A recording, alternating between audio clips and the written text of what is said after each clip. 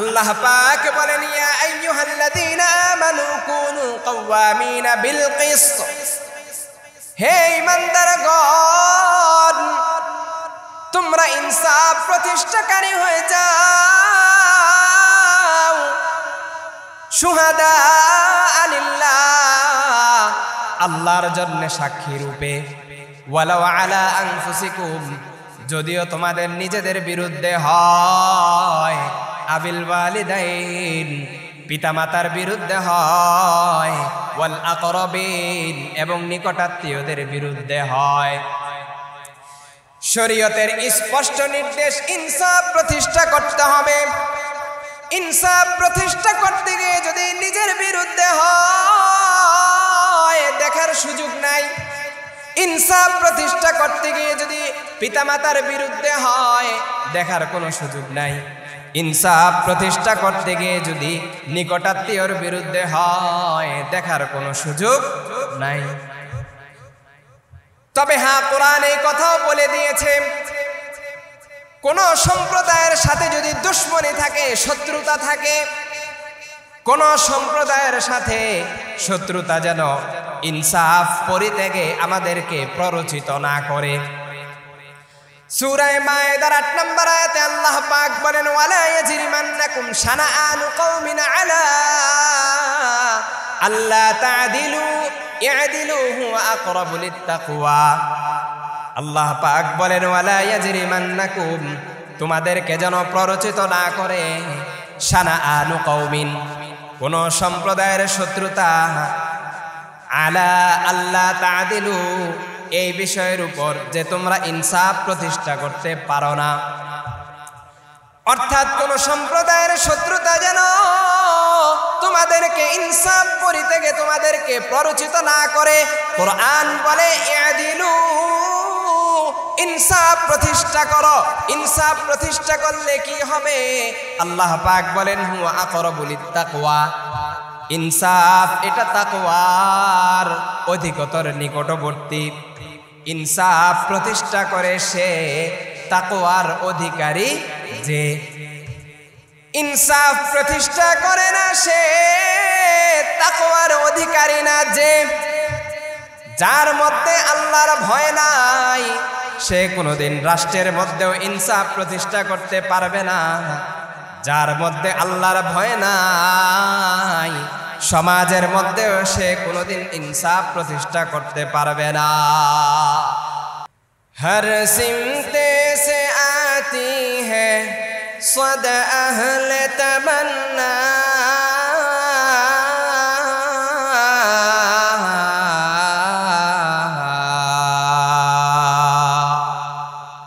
महबूब का चर्चा है मदीने की गली में, महबूब का चर्चा है मदीने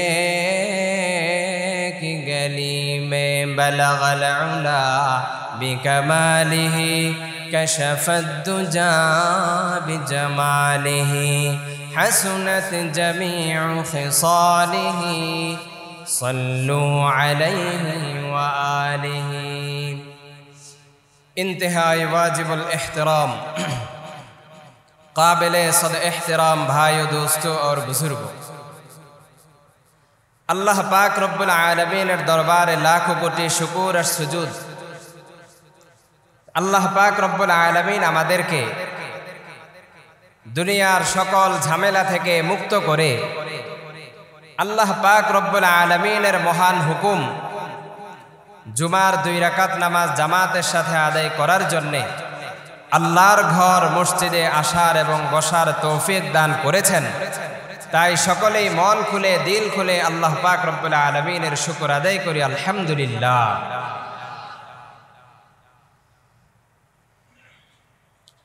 আজ আমার আলোচনার বিষয় হলো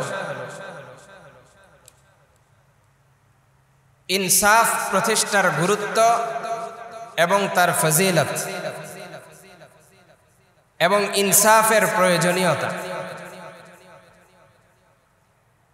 মুআজ্জাজ মুহতারাম, আদল বা ইনসাফ আদলুন আরবি শব্দ।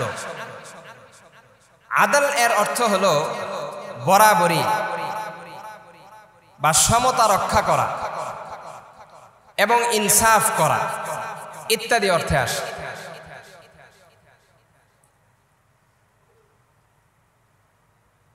মূলত ইনসাফ এটা মানুষের জিন্দেগির প্রতিটা বিষয়ের সাথে সম্পর্ক রাখে। মানুষের জিন্দেগিকে পুরা জিন্দেগিকে পরিবেষ্টন করে রেখেছে কি? ইনসাফ। অর্থাৎ মানুষ যেন তার প্রতিটা মুআমালাতের ক্ষেত্রে ইনসাফের দিকে লক্ষ্য রাখে। শরীয়ত এই জিনিসটা আমাদের থেকে চায়। অর্থাৎ প্রত্যেকের হক তাকে যথাযথভাবে আদায় করে দিতে হবে। উদাহরণস্বরূপ ইবাদত, ইবাদতের হক হলো এই যে ইবাদতটা আদায় করার ক্ষেত্রে সুনান এবং আদাবের দিকে লক্ষ্য রাখতে হবে। মুআমালাতের হক হলো এই যে লেনদেন করার ক্ষেত্রে হালাল এবং হারাম এই দুইটা বাজ বিচার করে চলতে হবে এবং সর্বপ্রকার অধিকার নষ্ট করা থেকে বিরত থাকতে হবে। এবং মুআশারাত, সামাজিক চলাফেরা, এই মুআশারাত বা সামাজিক চলাফেরার হক হলো এই যে সামাজিকভাবে যখন চলাফেরা করবে, মানুষের সাথে ভালো আচরণ করবে, ভালো ব্যবহার করবে, নম্র আচরণ মানুষের সাথে করবে ইত্যাদি ইত্যাদি।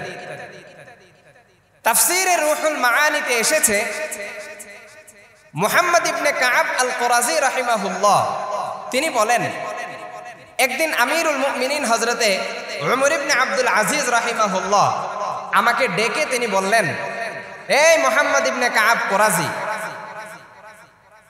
তুমি আমাকে ইনসাফের বাস্তবতা সম্পর্কে বর্ণনা করো। ইনসাফ কাকে বলে তুমি আমাকে বর্ণনা করো। মুহাম্মদ ইবনে কাব কুরাজি রাহিমাহুল্লাহ বললেন, আমিরুল মুমিনিন, আপনি তো অনেক গুরুত্বপূর্ণ একটা প্রশ্ন করেছেন, তাহলে শুনেন ইনসাফ কাকে বলে। ইনসাফের তাকাজা বা ইনসাফ হলো এই, এক নাম্বার, আপনি আপনার ছোটদের জন্য বাবার মতো হয়ে যাবেন।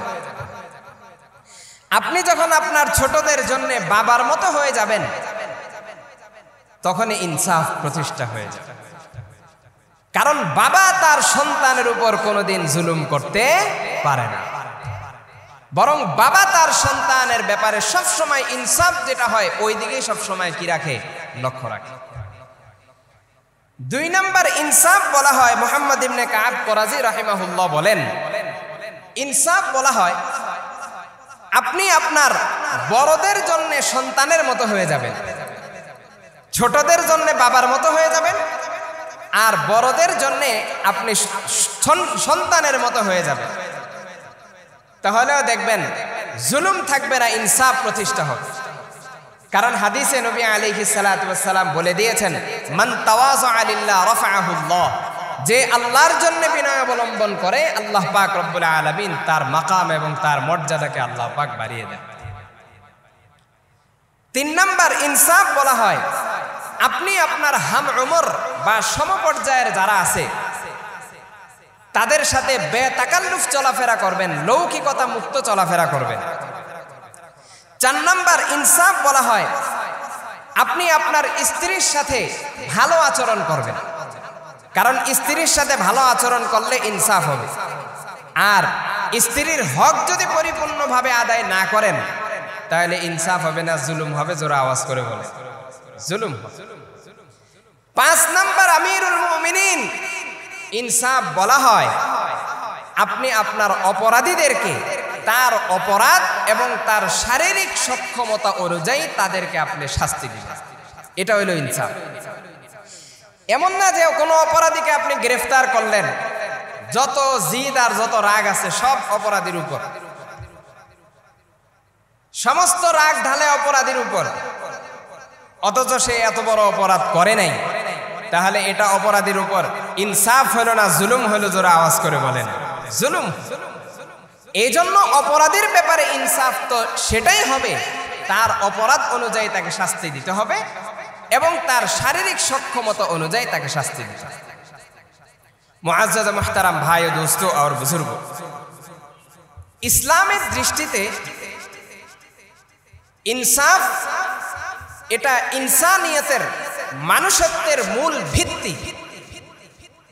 আল্লাহ পাক রব্বুল আলামিন আম্বিয়ায়ে কেরাম আলাইহিমুস সালাতু ওয়াস সালামগণকে যেই মাকসাদে বা যেই উদ্দেশ্যে আল্লাহ পাক দুনিয়াতে পাঠিয়েছেন, ওই সমস্ত উদ্দেশ্য সমূহের মধ্য থেকে এটাও একটা উদ্দেশ্য যে আল্লাহ পাক রব্বুল আলামিন আম্বিয়ায়ে কেরাম আলাইহিমুস সালাতু ওয়াস সালামগণকে আল্লাহ পাক পাঠিয়েছেন যাতে করে আম্বিয়ায়ে কেরাম আলাইহিমুস সালাতু ওয়াস সালাম রাষ্ট্রের মধ্যে এবং সমাজের মধ্যে ইনসাফ প্রতিষ্ঠা।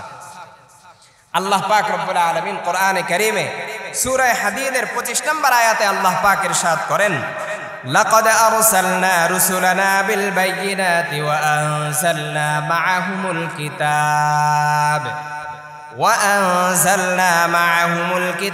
ওয়াল মিজানা লিয়াকুমান নাসু বিল কিসত। আল্লাহ পাক রব্বুল আলামিন বলেন, আমি আমার রাসূলগণকে আমি পাঠিয়েছি বিল বাইয়িনাত, সুস্পষ্ট নিদর্শনাবলী দিয়ে আমি পাঠিয়েছি। ওয়া আনজালনা মাআহুমুল কিতাবা ওয়াল মিজান, এবং তাদের সাথে আমি কিতাব নাজিল করেছি, অর্থাৎ কিতাব তাদেরকে আমি দিয়েছি। ওয়াল মিজান, এবং তারাজু বা তুলাদণ্ড, মানদণ্ড তাদেরকে আমি দিয়েছি। লিয়াকুমান নাসু বিল কিসত, যাতে করে লোকেরা ইনসাফের উপর প্রতিষ্ঠিত। তাহলে এই আয়াত দ্বারা বোঝা গেল যে আল্লাহ পাক আম্বিয়ায়ে কেরাম আলাইহিমুস সালাতু ওয়াস সালামগণকে পাঠিয়েছেন। কয়টা জিনিস দিয়ে পাঠিয়েছেন? জোরে আওয়াজ করে বলবেন। 3টা জিনিস। কয়টা? 3টা জিনিস। 1 নম্বর বাইয়িনাত, সুস্পষ্ট নিদর্শনাবলী দিয়ে আল্লাহ পাক রব্বুল আলামিন আম্বিয়ায়ে কেরাম আলাইহিমুস সালাতু ওয়াস সালামগণকে পাঠিয়েছেন যাতে করে উম্মত এটা বুঝতে পারে যে তিনি মিথ্যা নবী নন, বরং তিনি সত্য নবী। 2 নম্বর, আল্লাহ পাক রব্বুল আলামিন আম্বিয়ায়ে কেরাম আলাইহিমুস সালাতু ওয়াস সালামগণকে পাঠিয়েছেন কিতাব দিয়ে। যুগে যুগে আল্লাহ পাক রব্বুল আলামিন নবীগণকে কিতাব দিয়েছেন। 3 নম্বর, আল্লাহ পাক আম্বিয়ায়ে কেরাম আলাইহিমুস সালাতু ওয়াস সালামকে দিয়েছেন মিজান, মানদণ্ড, তুলাদণ্ড। আল্লাহ পাক রব্বুল আলামিন আম্বিয়ায়ে কেরাম আলাইহিমুস সালাতু ওয়াস সালামগণকে দিয়েছেন যাতে করে এর মাধ্যমে সত্য মিথ্যার মাঝে পার্থক্য করা যায়, মানুষ সত্যের উপর যেন অবিচল অটল থাকে। সত্যের উপর যখন অবিচল অটল থাকবে তখনই ইনসাফ প্রতিষ্ঠা হবে। সত্যের উপর অবিচল অটল না থাকলে ইনসাফ প্রতিষ্ঠা হওয়া কোনোদিন সম্ভব নয়।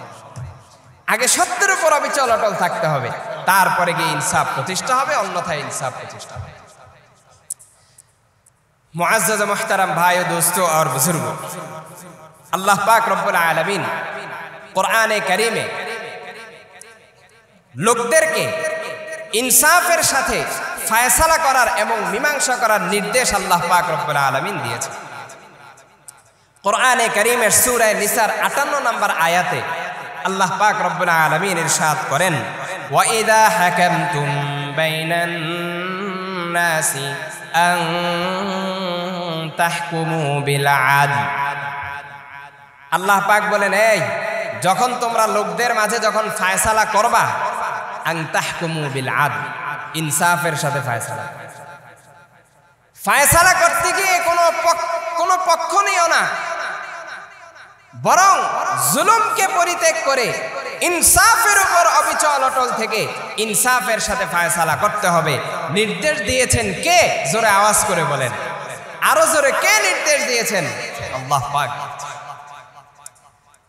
আল্লাহ পাক রব্বুল আলামিন কোরআনে কারীমে শুধু যে আল্লাহ পাক আমাদেরকে বলেছেন বিষয়টা এমন নয়, বরং আম্বিয়ায়ে কেরাম আলাইহিমুস সালাতু ওয়াস সালাম গণকেও আল্লাহ পাক রব্বুল আলামিন ইনসাফ প্রতিষ্ঠার নির্দেশ দিয়েছেন। নবী করিম সাল্লাল্লাহু আলাইহি ওয়াসাল্লাম কেও আল্লাহ পাক রব্বুল আলামিন ইনসাফ প্রতিষ্ঠার নির্দেশ আল্লাহ পাক দিয়েছেন।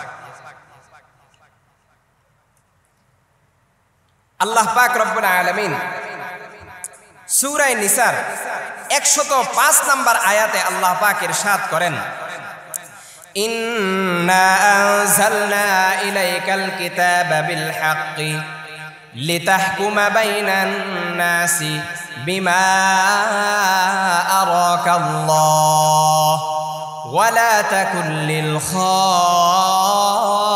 খাইনিনা খাসীমা। আল্লাহ পাক বলেন, ইন্না আনজালনা ইলাইকাল কিতাবা বিল হক, নিশ্চয় আমি আপনার উপর কিতাব নাজিল করেছি, সত্য সম্বলিত কিতাব আমি আপনার উপর নাজিল করেছি। লিতাহকুমা বাইনান নাস, যাতে করে আপনি লোকদের মাঝে ফায়সালা করে দেন, ফায়সালা করেন। বিমা আরাকাল্লাহ, আল্লাহ আপনাকে যেই উপলব্ধি দিয়েছেন তার মাধ্যমে। এরপরে আল্লাহ পাক নবী আলাইহিস সালাতু ওয়াস সালাম কে বলেন, ওয়ালা তাকুল লিল খাইনিনা খাসীমা, খবরদার বিচার কার্যের ক্ষেত্রে, ফায়সালার ক্ষেত্রে কোনো পক্ষ আপনি অবলম্বন করতে পারবেন না। ওয়ালা তাকুল লিল খাইনিনা খাসীমা, আপনি খেয়ানতকারীদের পক্ষ অবলম্বন করবেন না। ইনসাফ প্রতিষ্ঠা করতে হবে বিচারের ক্ষেত্রে, কারো পক্ষ নেওয়া যাবে না। এই আয়াতের একটা শানে নুজুল আছে। শানে নুজুল কাকে বলা হয় আপনারা জানেন কম বেশ। কোন একটা সূরা বা কোন একটা আয়াত কোন প্রেক্ষাপটে অবতীর্ণ হল, এটাকে আরবিতে কি বলা হয়? শানে নুজুল বলা হয়।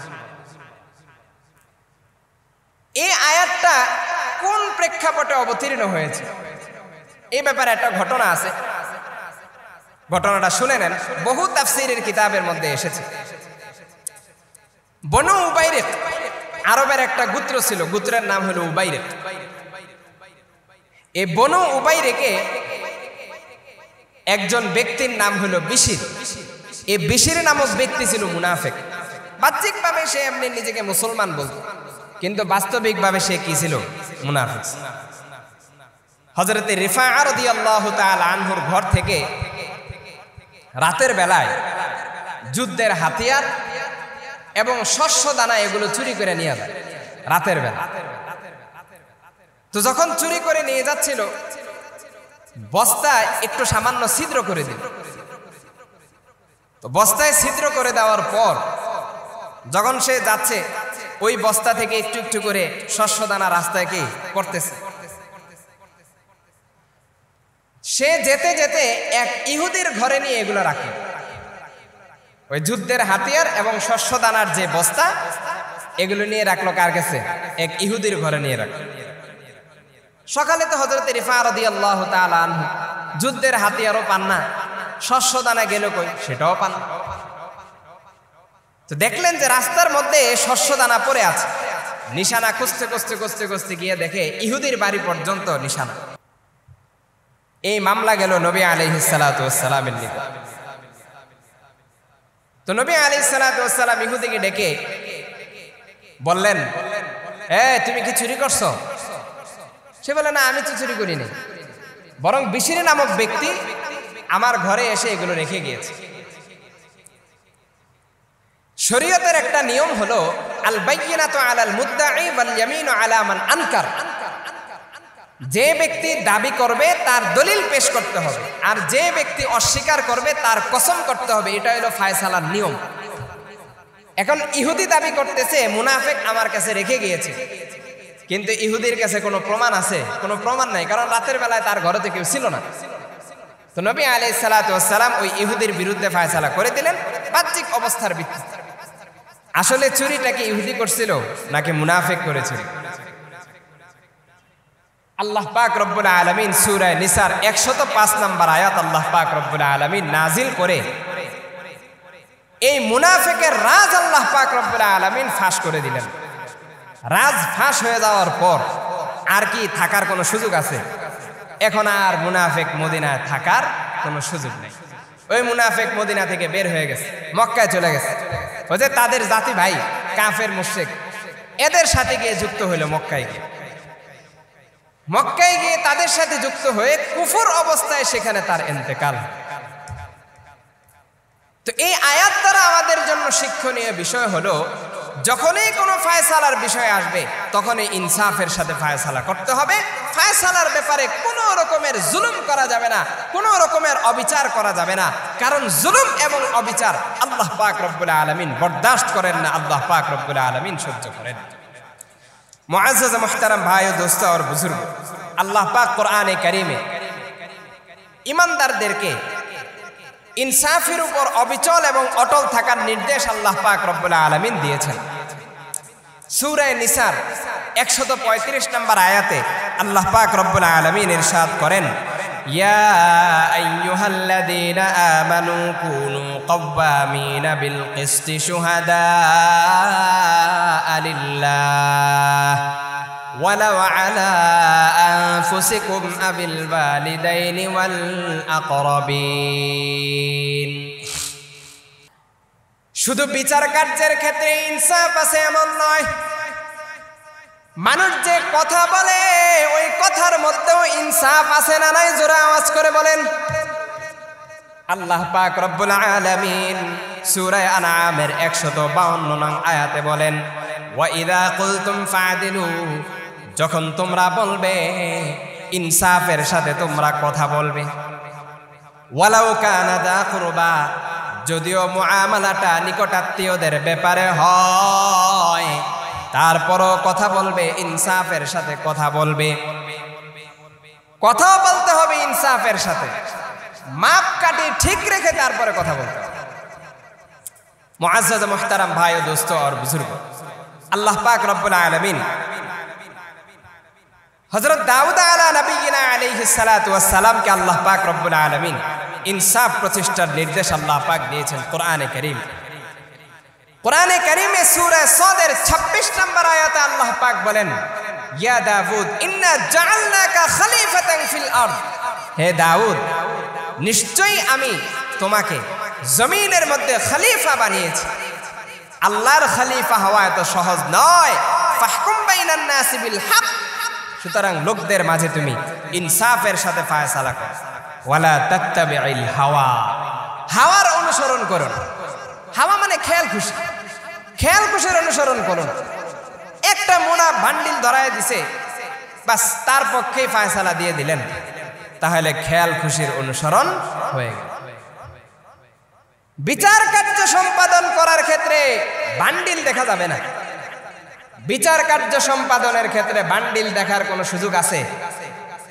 বান্ডিল দেখলে তো আর ইনসাফ প্রতিষ্ঠা হবে না। আল্লাহ পাক বলেন, যদি বিচার কার্যের ক্ষেত্রে তুমি খেয়াল খুশির অনুসরণ করো তাহলে কি হবে? ফায়ুদিল্লাকা আন সাবিলিল্লাহ, আল্লাহর পথ থেকে তাহলে বিচ্যুত করে দিবে, আল্লাহর পথ থেকে তোমাকে সরিয়ে দিবে। তাহলে তো আল্লাহর বিধান অনুযায়ী তুমি ফায়সালা করলা না, মন গড়া বিধান অনুযায়ী তখন তুমি ফায়সালা। মুআজ্জাজ মুহতারাম ভাই ও দোস্ত আর বুজুর্গ, ইনসাফ যারা প্রতিষ্ঠা করে, আল্লাহু আকবার কাবীরা, আল্লাহ পাক রব্বুল আলামিন তাদেরকে পছন্দ করেন, আল্লাহ তাদেরকে ভালোবাসেন।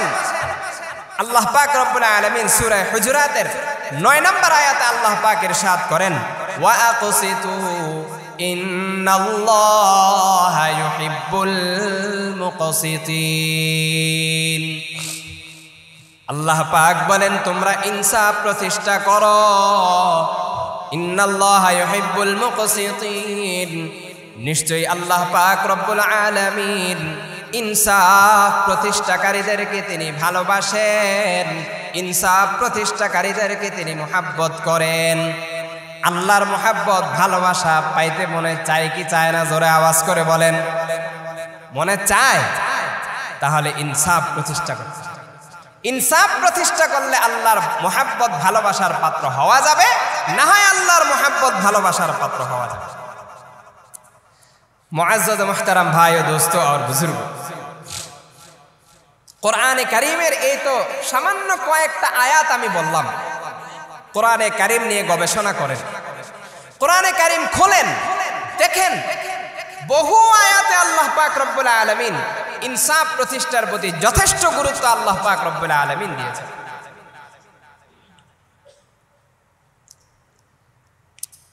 সালাতু ওয়াস সালাম, আহাদিসে মুবারাকা নবী পাক আলাইহিস সালাতু ওয়াস সালামও ইনসাফ প্রতিষ্ঠার গুরুত্ব এবং তার ফজিলত সম্পর্কে বলেছেন।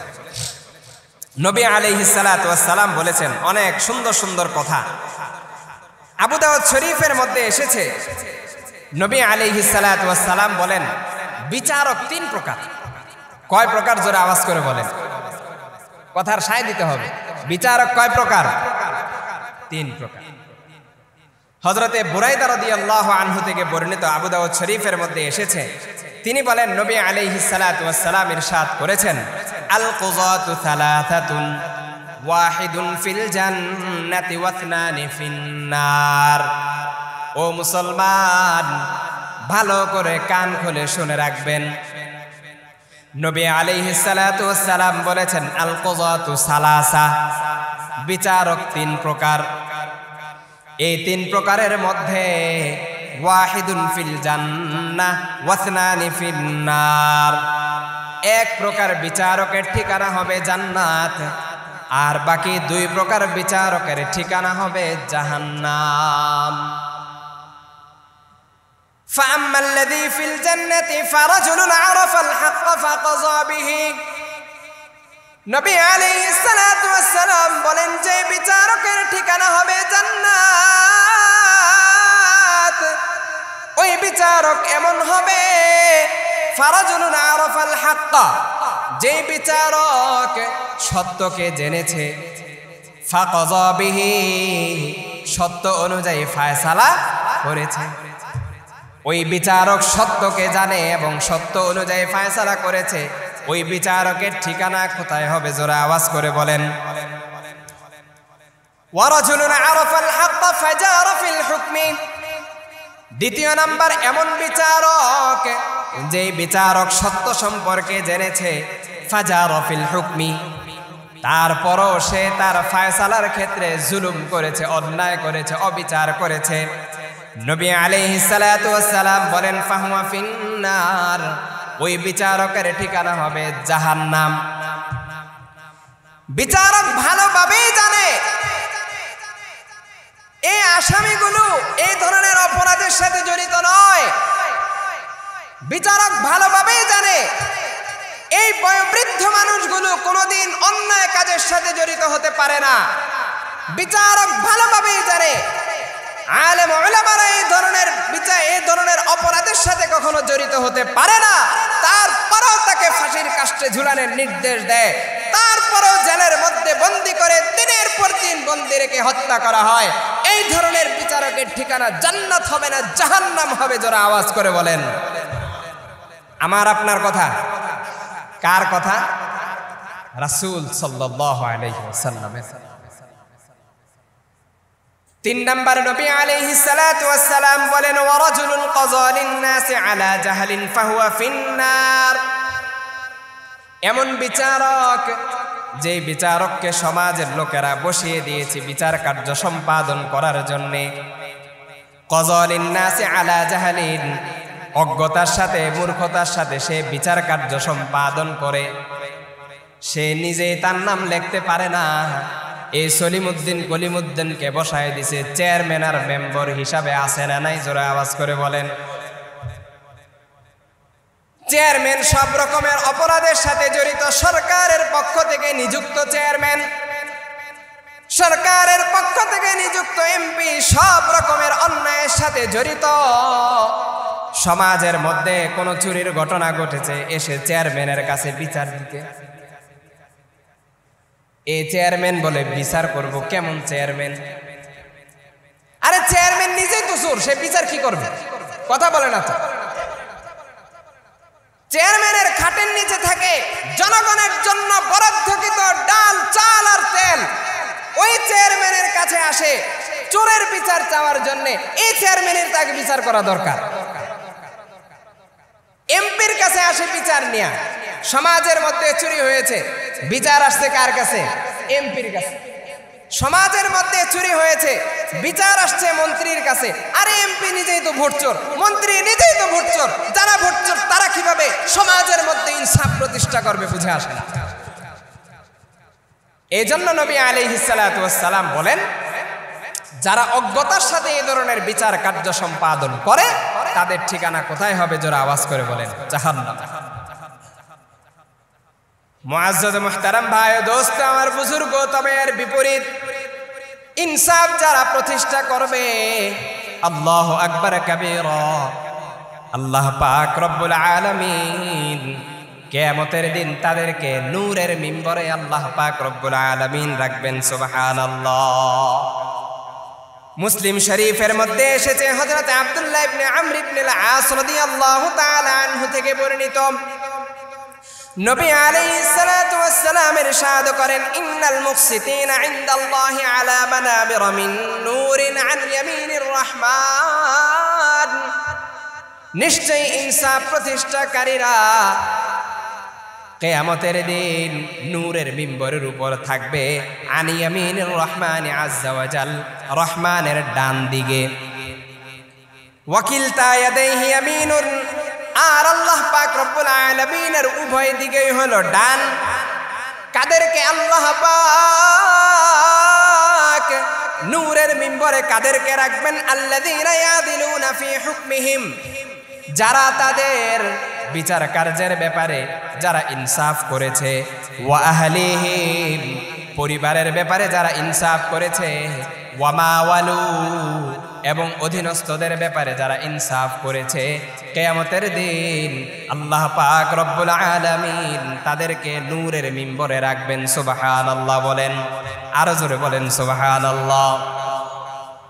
শুধু এতটুকুই নয়, শাসক যদি জালেম হয় তাহলে উপায় নাই, আর শাসক যদি ন্যায়পরায়ণ হয় তার জন্য সুসংবাদ আছে। বুখারী শরীফের মধ্যে এসেছে, হযরত আবু হুরায়রা রাদিয়াল্লাহু আনহু থেকে বর্ণিত, নবী আলাইহিস সালাতু ওয়াস সালাম বলেন, সাবআতুন ইউযিল্লুহুমুল্লাহু ফি যিল্লিহি ইয়াওমা লা যিল্লা ইল্লা যিল্লু, 7 শ্রেণীর মানুষ এমন রয়েছে কিয়ামতের দিন আল্লাহ পাক তাদেরকে বিশেষ ছায়া দিবেন। তার মধ্যে এক শ্রেণীর লোক হলো ইমামুন আদিলুন, ন্যায়পরায়ণ বাদশা। ন্যায়পরায়ণ বাদশাকে আল্লাহ পাক বিশেষ ছায়া কিয়ামতের দিন দিবেন। আর যদি ন্যায়পরায়ণ বাদশা না হয়ে যদি জালেম বাদশা হয় তাহলে কিন্তু উপায় নাই। এই কথা বলে না তো, শাসক যদি ন্যায়পরায়ণ না হয়ে জালেম হয় তাহলে উপায় আছে? কোনো উপায় নাই। দৌড়ানোরও সময় থাকবে না, দৌড়ানোরও সময় থাকবে না, কাপড় চোপড় গুছানোরও সময় থাকবে না, বিবৃতি দেওয়ারও সময় থাকবে না। এটা আল্লাহ পাক রব্বুল আলামিনের সুন্নাত। আল্লাহ পাক যখন কোনো জালেমকে ধ্বংস করতে চান কোনো সময় আল্লাহ পাক দেন না। ফেরাউনকে যখন পানিতে ডুবায়, ফেরাউন বলে আমি তো ঈমান আনছি, আমানতু আন্নাহু লা ইলাহা ইল্লাল্লাযী আমানাত বিহি বানু ইসরাঈল, আমি তো ওই আল্লাহর উপর ঈমান আনছি যেই আল্লাহর উপর বনি ইসরায়েলরা কি করেছে? ঈমান এনেছে। আল্লাহ কয় এখন এতক্ষণে তো সময় হয়েছে, এতক্ষণ তুই বুঝছ নাই? আল্লাহর পক্ষ থেকে যখন বিচার এসে যায় কোন জালেমকে আল্লাহ পাক রব্বুল আলামিন সময় দেন না, প্রত্যেক জালেমকে আল্লাহ পাক নিস্তানাবুদ করে ছাড়েন। এটা আল্লাহ পাকের সুন্নাত। মুআজ্জাজ মুহতারাম ভাই ও দোস্ত আর বুজুর্গ, এই জন্য ইনসাফ প্রতিষ্ঠার গুরুত্ব আছে না নাই? জোরে আওয়াজ করে বলে। আরেকটা গুরুত্বপূর্ণ বিষয় শুনে, সন্তানদের মধ্যে একটা বৈষম্য আছে। যেহেতু ইনসাফের বিষয় আসছে, এই বৈষম্যের জন্য বাবা মা নিজেই দায়ী, বিশেষ করে বাবারা দায়ী। ভালো করে শুনবেন, বড় সন্তান এর জন্য সম্পদ একটু বেশি দেওয়া যায়, আছে না নাই? আর অন্য সন্তানদের জন্য একটু সম্পদ কি করে? কম দেয়। ঘটনা কি হয়েছে দেখেন, মুসলিম শরীফের মধ্যে এসেছে, হযরতে নুমান ইবনে বাশির রাদিয়াল্লাহু আনহু বলেন, রাসূল বলেছেন সন্তানদের মধ্যেও ইনসাফ করো। নুমান ইবনে বাশির রাদিয়াল্লাহু আনহু বলেন, আমার বাবা আমাকে একটু সম্পদ বেশি দিলেন, তিনি বড় সন্তান ছিলেন এই জন্য। তো নুমান ইবনে বাশির রাদিয়াল্লাহু আনহুর মা বলেন, না না, আমি এটা রাজি হব না, তোমার বাবা তোমাকে সম্পদ বেশি দিয়া দিবে, আমি এটা মানব না। তাহলে কি করলে আপনি মানবেন? মানার উপায় হলো তোমরা রাসূলের কাছে যাবা, রাসূল এই ব্যাপারে নিজে সাক্ষী থাকবে যে তোমাকে তোমার বাবা সম্পদ বেশি দিয়েছেন, রাসূল এই ব্যাপারে নিজে সাক্ষী থাকবে। তারপরে আমি সেটা মানি। হযরত নু'মান ইবনে বাশির রাদিয়াল্লাহু তাআলা আনহু তার বাবা সহ রাসূলের নিকট গেলেন। রাসূলের নিকট যাওয়ার পর রাসূল বলেন, আফআলতা হাদা বিওয়ালাদিকা কুল্লিহিম, এই তুমি কি তোমার সমস্ত সন্তানদের সাথেই কি এমন আচরণ করেছো? সবাইকে কি সম্পদ বেশি দিছো নাকি আরে একটু বেশি দিছো? সে বলে, ইয়া রাসূলুল্লাহ, না, এই সন্তানকে একটু বেশি দিছি। নবী আলাইহিস সালাতু ওয়াস সালাম বলেন, খবরদার, ইত্তাকুল্লাহ ওয়াদিলু ফি আওলাদিকুম, তোমরা আল্লাহকে ভয় করো, তোমাদের সন্তানদের মধ্যে তোমরা ইনসাফ করো। এটা তো ইনসাফ হলো না। যদি বড় সন্তানকে কিছু দিতেই হয়, সমস্ত সন্তানের পূর্ণ সন্তুষ্টি এবং রাজি নিয়ে তারপরে বড় সন্তানকে কিছু দিতে হবে। এছাড়া যদি বড় সন্তানকে আপনি কিছু দিয়ে যান, পরবর্তী উত্তরসূরির মধ্যে ফিতনা লাগানোর জন্য আপনি যথেষ্ট। আপনি দুনিয়ায় থাকবেন না, ছেলেরা তখন কামড়া কামড়ি করবে কি করবে না? জোরে আওয়াজ করে বলে, কামড়া কামড়ি করবে। এমনও মাঝে মাঝে খবরে পাওয়া যায় যে সন্তানদের মধ্যে এমন ঝগড়া যে বাবার কবর খোঁড়া শুরু করে দিছে রাগে এবং জিদে, সম্পদ কম দিলি কেন? নাউজুবিল্লাহ। এই জন্য এই বিষয়টার ব্যাপারে খুব বেশি লক্ষ্য রাখতে হবে। মুআজ্জাজ মুহতারাম ভাই ও দোস্ত আর বুজুর্গ, ন্যায়পরায়ণ বাদশা এবং মাজলুমদের দোয়া আল্লাহ পাক রব্বুল আলামিন কবুল করেন। জোরে বলেন, ন্যায়পরায়ণ বাদশা এবং মাজলুমদের দোয়া আল্লাহ পাক কি করেন? কবুল করেন। তিরমিজি শরীফের মধ্যে এসেছে, হযরত আবু হুরায়রা রাদিয়াল্লাহু আনহু থেকে বর্ণিত, নবী আলাইহিস সালাতু ওয়াস সালাম ইরশাদ করেন, সালাসাতুন লা তুরাদ্দু দাওয়াতুহুম الصائم حتى يفطر والإمام العادل ودعوة المظلوم يرفعها الله فوق الغمام وتفتح لها أبواب السماء। নবী আলাইহিস সালাতু ওয়াস সালাম বলেন, তিনজন ব্যক্তি এমন আছে যাদের দোয়া ফিরিয়ে দেওয়া হয় না। এক নাম্বার, আস-সাইমু হাত্তা ইফতিরা, রোজাদার ব্যক্তি ইফতার করা আগ পর্যন্ত। রোজাদার ব্যক্তি রোজা অবস্থায় যখনই আমার মালিকের নিকট দুই হাত উঠায়, আমার মালিক ওই রোজাদারের দোয়া কবুল করে নেন। এই জন্য রোজা অবস্থায় বেশি বেশি দোয়া করতে হবে। দুই নাম্বার, নবী আলাইহিস সালাতু ওয়াস সালাম বলেন, ওয়াল ইমামুল আদিল, ন্যায়পরায়ণ বাদশা, ন্যায়পরায়ণ বাদশার দোয়া আল্লাহ পাক রব্বুল আলামিন কবুল করেন। তবে বাদশা হতে হবে ন্যায়পরায়ণ বাদশা। জালেম বাদশার সাথে আল্লাহর কোনো সাহায্য থাকে না, ন্যায়পরায়ণ বাদশার সাথে আল্লাহর সাহায্য থাকে। এমন বাদশা দরকার নাই, এমন শাসক দরকার নাই যে রাতের বেলায় তাহাজ্জুদ পড়ে আর দিনের বেলায় নিরপরাধ মানুষদেরকে ফাঁসিতে ঝুলায়। এমন শাসক দরকার নাই যে শাসক জনগণের টাকা দিয়ে হেলিকপ্টার উড়িয়ে জনগণকে মারে। এমন শাসক দরকার নাই, বরং আমাদের এমন শাসক দরকার যে শাসক জনগণের সাথে মিলেমিশে থাকবে। এমন শাসক দরকার আছে না নাই? সরকার, রাষ্ট্রপ্রধানরা চলে দামি দামি গাড়িতে, আর জনগণ চলে 6 নাম্বার 12 নাম্বার লক্কর জক্কর টেম্পুতে, দে ধাক্কা যা মক্কা। রাষ্ট্রপ্রধানদেরও এই ধরনের গাড়িতে চলা দরকার আছে না নাই? জোরে আওয়াজ করে বলে।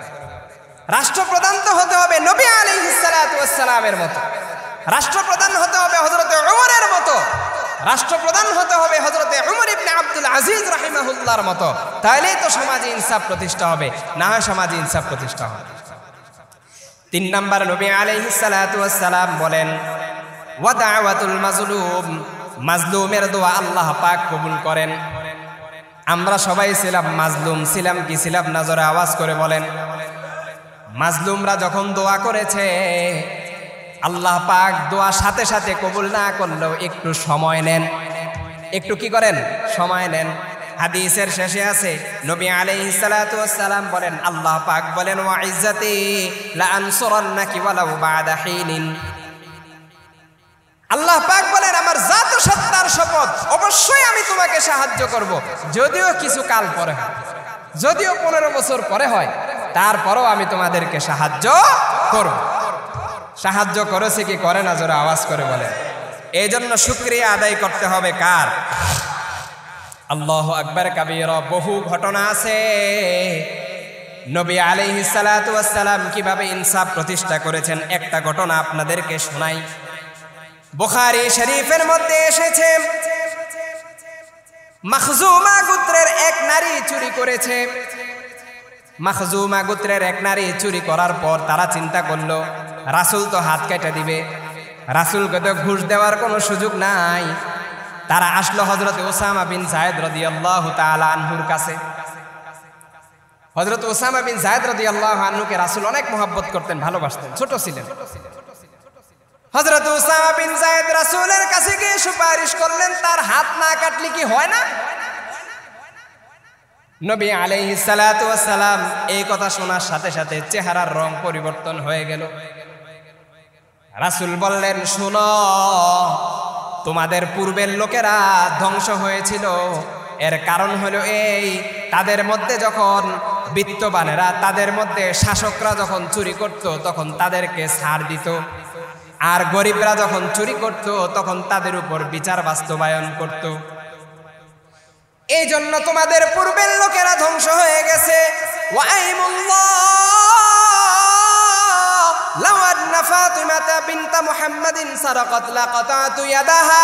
রাসূল বলেন, আল্লাহর কসম, যদি ফাতেমা বিনতে মুহাম্মদ সাল্লাল্লাহু আলাইহি ওয়াসাল্লামের কলিজার টুকরা সন্তানও যদি চুরি করত, লাকাতাতু ইয়াদাহা, তাহলে ফাতেমারও হাত আমি কেটে দিতাম। আল্লাহু আকবার।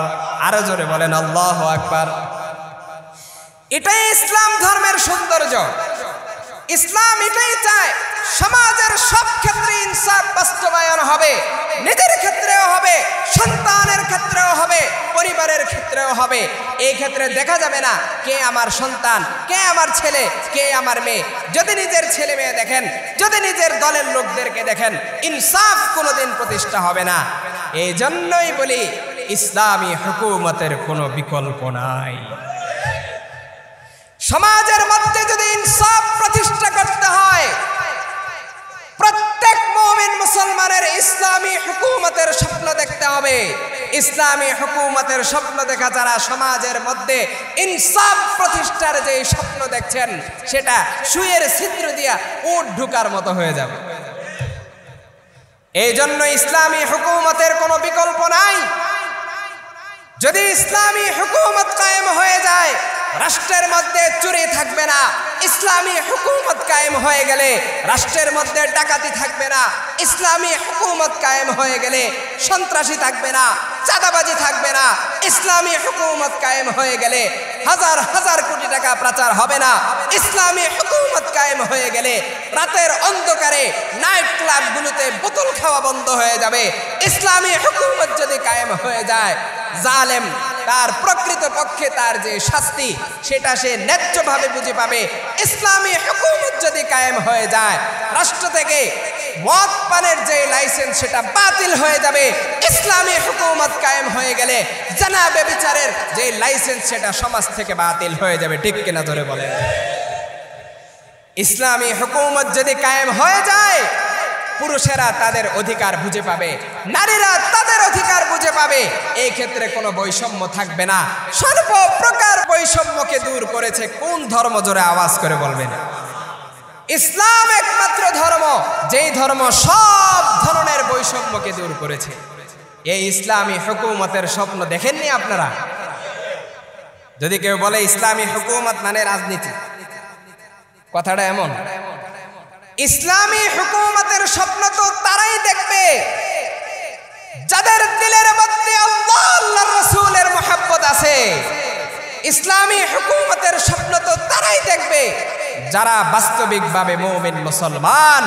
আর ইসলামী হুকুমতের বিরোধিতা তারাই করবে যারা মুনাফিক এবং ইহুদি খ্রিস্টানদের দালাল। এই ইসলামী হুকুমতের জন্য নবী আলাইহিস সালাতু ওয়াস সালাম কষ্ট করেছেন কি করেন নাই? জোরে আওয়াজ করে বলেন। নবী আলাইহিস সালাতু ওয়াস সালাম দান মুবারক শহীদ করে দিয়েছেন। कर दिया जंगे उहद में मुस्तफा दंदा शहीद, कर दिया जंगे उहद में मुस्तफा दंदा शहीद, ये शरीअत ये तरीक़त हमको मिलने के लिए, ये शरीअत ये तरीक़त हमको मिलने के लिए। नबी आलैहिस्सलातु वस्सलाम दान मुबारक शहीद करेছেন ইসলামী হুকুমতের জন্য। আবার যদি আমাদের ডাক আসে আল্লাহর জমিনে, একমাত্র আল্লাহর বিধান বাস্তবায়ন হবে, জোরে আওয়াজ করে বলেন ঠিক কিনা। আল্লাহর জমিনে কোনো ৭১-এর সংবিধান চলতে পারে না। আল্লাহর জমিনে ৭২-এর কোনো সংবিধান চলতে পারে না। আল্লাহর জমিনে শুধুমাত্র আল্লাহর বিধান বাস্তবায়ন হবে, এর বিকল্প আর কোনো কিছু নাই। আর আল্লাহর বিধানটা যখন বাস্তবায়ন হবে তখনই দেখবেন সমাজের মধ্যে ইনসাফ প্রতিষ্ঠা হবে। হযরত ওমর ইবনে আব্দুল আজিজ রাহিমাহুল্লাহ সংক্ষেপে আলোচনা শেষ করে দিচ্ছি। ওনার যখন খেলাফতের আগে হিল্লাতুল আউলিয়া নামক কিতাবের মধ্যে এসেছে, ইউনুস ইবনে আবি শাবিব বলেন উনি খেলাফতের দায়িত্ব পাওয়ার আগে, রাষ্ট্রপ্রধান হওয়ার আগে ওনার সাথে কাবার চত্বরে আমি তওয়াফ করেছিলাম। তখন ওনার স্বাস্থ্য অনেক মোটা সোটা ছিল। উনি যে এহরাম বেঁধেছিলেন, লুঙ্গি বাঁধলে এখানে একটা মোটা পেঁচ থাকে, উনি বলেন যে এই পেঁচটা ওনার পেটের ভিতরে ঢুকে গেছে, মানে স্বাস্থ্য অনেক কি ছিল, ভালো ছিল। এটা হযরত ওমর ইবনে আব্দুল আজিজ রাহিমাহুল্লাহর শাসন আমল আপনারা বই পাবেন, বাংলাও অনেক বই আছে। ইসলামে এক উজ্জ্বল, সেটা তার খেলাফতের সময়টা ইসলামের মধ্যে এক উজ্জ্বল দৃষ্টান্ত। তিনি বলেন যখন ওমর ইবনে আব্দুল আজিজ রাহিমাহুল্লাহ খেলাফতের দায়িত্ব যখন তিনি পেলেন, যখন তিনি রাষ্ট্রপ্রধান হলেন, তার অবস্থা হলো এই, আমি যদি চাইতাম যে তার শরীর স্পর্শ করা ছাড়া তার পাজরের হাড়গুলো গণনা করতে, তাহলে আমি গুনতে পারতাম। তার মানে রাষ্ট্রপ্রধান হওয়ার পরে তিনি একেবারে হ্যাংলা পাতলা দুর্বল হয়ে গেছে। আর বর্তমান অবস্থা হলো এই, রাষ্ট্রপ্রধান হওয়ার আগে থাকে চাপা ভাঙ্গা, রাষ্ট্রপ্রধান হওয়ার পর চাপা যায় ফুল্লা, ঠিক কিনা? রাষ্ট্রপ্রধান হওয়ার আগে চামড়া থাকে ঝুলা, রাষ্ট্রপ্রধান হওয়ার পর চামড়া হয়ে যায় একবারে টাইট, ঠিক কিনা জোরে বলেন?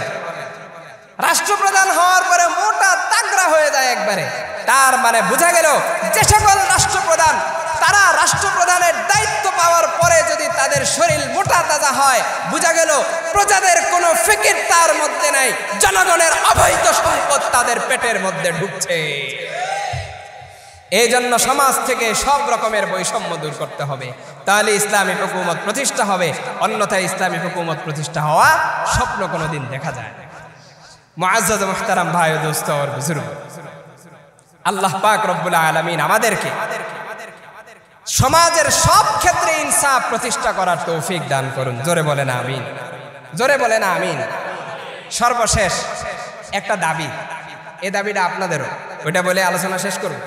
বর্তমান উপদেষ্টা সাহেব যারা আছেন, দুইটা দাবি আমার মনে খালি বারবার আসে, এজন্য আপনাদেরকে বলতে মনে চায়। একটা দাবি হলো, যেহেতু আপনারা সরকারে বসেছেন, জনগণ আপনাদের সাথে আছে, দুইটা জিনিস আপনারা বাস্তবায়ন করেন, বাংলাদেশের মানুষ আপনাদের প্রতি অনেক কৃতজ্ঞ থাকে। একটা হলো আগামীর বাংলাদেশ যেন ইসলামী হুকুমতের বাংলাদেশ হয়, সে ব্যবস্থা করে দেন। মানুষ খুশি থাকবে কি থাকবে না, জোরে আওয়াজ করে বলেন। দ্বিতীয় নাম্বার দাবিটা বলবো না, এটা মনে হয় অনেকের হজম হবে না। হ্যাঁ, হজম হবে তো? হ্যাঁ, সত্য কথা বলা এটা আমাদের দায়িত্ব। কোন লাল চক্ষুকে আমরা ভয় করে কোনোদিন সত্য কথা বলি না। দ্বিতীয় নাম্বার দাবি, এটা বাস্তবায়ন করেন। যেই মানুষগুলো দীর্ঘ সময় মানুষের উপর জুলুম করেছে, নির্যাতন করেছে, তাদের পুনর্বাসনের কোনো সুযোগ নাই, বরং বাংলাদেশের রাজধানী ঢাকা, ঢাকার প্রাণ কেন্দ্র কোনটা? মতিঝিল। কোনটা? মতিঝিল। এই মতিঝিলে একটা মঞ্চ তৈরি করেন, মতিঝিলে একটা মঞ্চ তৈরি করেন, সেই মঞ্চের নাম হবে খুনির মঞ্চ। এই খুনি যেভাবে দীর্ঘ 16-17 বছর নিরপরাধ মানুষদেরকে ফাঁসির কাস্টে ঝুলিয়ে করেছে, এই জালেমকে এনে সেই মতিঝিলের খুনের মঞ্চের মধ্যে তাকে ফাঁসি দেন। বাংলাদেশের মানুষ আপনাদের প্রতি কৃতজ্ঞ থাকবে, ঠিক কিনা জোরে বলেন? এই দাবিগুলো যদি বাস্তবায়ন করতে পারেন, আপনাদের জন্য সারা জীবন দোয়া করব। আর জালেমের সাথে যদি আপোষ করতে চান, জালেমের সাথে আপোষ করার কোনো কথা কোরআনেও নাই, হাদিসেও নাই, সেই ব্যাপারে আমি কিছুই বলতে পারবো না। আল্লাহ পাক রব্বুল আলামিন আমাদেরকে এই কথাগুলোর উপর পরিপূর্ণ আমল করার তৌফিক দান করুন। সবাই বলেন আমিন। ওয়া আখিরু দাওয়ানা আলহামদুলিল্লাহি রাব্বিল আলামিন। যারা সুন্নাত পড়েন 4 রাকাত কবুল করুন।